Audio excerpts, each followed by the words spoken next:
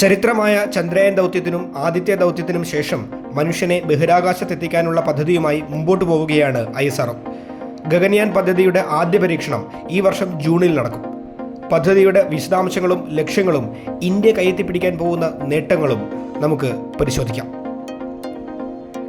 Russia, America, China എന്നീ 3 രാജ്യങ്ങൾ മാത്രമാണ് ഇതുവരെ മനുഷ്യരെ ബഹിരാകാശത്ത് എത്തിച്ചിട്ടുള്ളത്. ആ നിരയിലേക്ക് ഇന്ത്യയുടെ പേരുകൂടി എഴുതി ചേർക്കപ്പെടാൻ പോകുന്നു. മനുഷ്യനെ ഒരു പേടകത്തിൽ ബഹിരാകാശത്തെത്തിച്ച് തിരികെ ഭൂമിയിലിറക്കുകയെന്ന ശ്രമകരവും ഏറെ സങ്കീർണവുമായ പദ്ധതി ISRO പ്രഖ്യാപിക്കുന്നത് 2014 വളരെ വേഗം പദ്ധതിയുമായി മുമ്പോട്ട് പോയ ISRO എല്ലാ സജ്ജീകരണങ്ങളും അതിവേഗം പൂർത്തിയാക്കി. എന്നാൽ അപ്രതീക്ഷിതമായി കടന്നുവന്ന കോവിഡ് മഹാമാരി പദ്ധതി വൈകിപ്പിച്ചു. കോവിഡ് നിയന്ത്രണ വിധേയമായതോടെ വീണ്ടും പദ്ധതിയുമായി ISRO മുമ്പോട്ട് നീങ്ങി.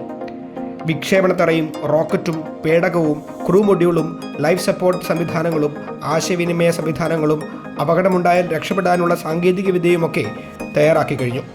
ഇനി പേടകം പരീക്ഷണാടിസ്ഥാനത്തിൽ വിക്ഷേപിക്കുകയാണ് ആദ്യപടി.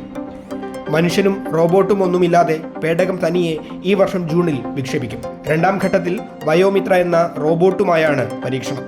2025 മനുഷ്യനുമായി ഗഗൻയാൻ പറന്നുയരും. ആദ്യ പരീക്ഷണത്തിൽ ഗഗൻയാൻ പേടകം വിക്ഷേപിക്കുന്നത് ശ്രീഹരിക്കോട്ടയിൽ നിന്നാണ്. GSLV റോക്കറ്റാണ് ഉപയോഗിക്കുക. ഭൂമിയിൽ നിന്ന് 165 കിലോമീറ്റർ ഉയരത്തിലുള്ള ഓർബിറ്റിൽ പേടകത്തെ എത്തിക്കും. പിന്നീട് പടിപടിയായി ഉയർത്തി 350 കിലോമീറ്റർ വരെ ഉയരത്തിലെത്തിക്കും. ഭൂമിയെ വലം വെച്ച ശേഷം ഭൂമിയിലേക്ക് തിരികെ പ്രവേശിക്കും. പിന്നെ കടലിൽ പതിക്കും.